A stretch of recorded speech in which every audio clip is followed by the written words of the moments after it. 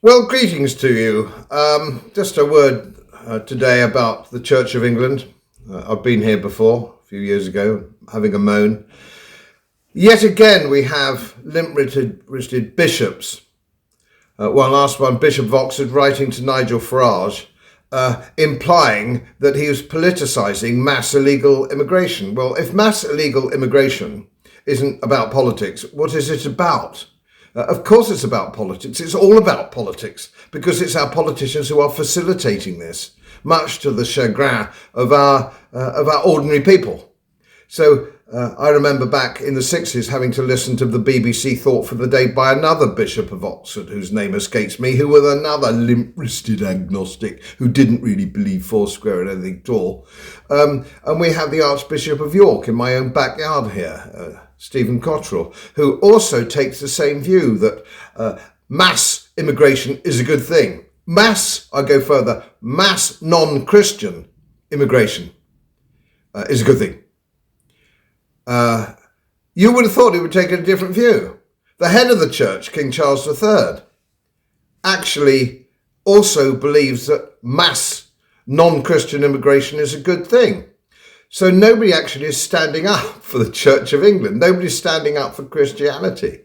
And it puts me in mind, if you do your homework and you look at the Methodists, the rise of Methodism in the 1800s. And if you go to Wales, parts of the north of England, you'll see those wonderful great buildings which were a tribute to Methodism, because the ordinary people in the 1800s, ordinary people in Victorian times, just really took the view, the Church of England's got nothing for me. It doesn't represent me.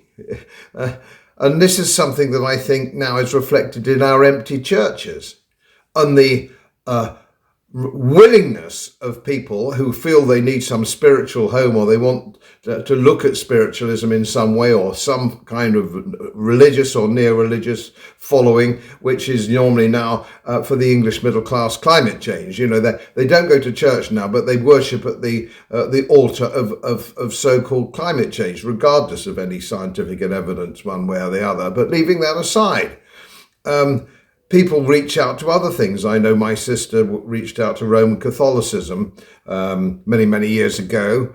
And certain people, of course, went out to Buddhism, which was a faith that seemed to offer people something that they wanted spiritually.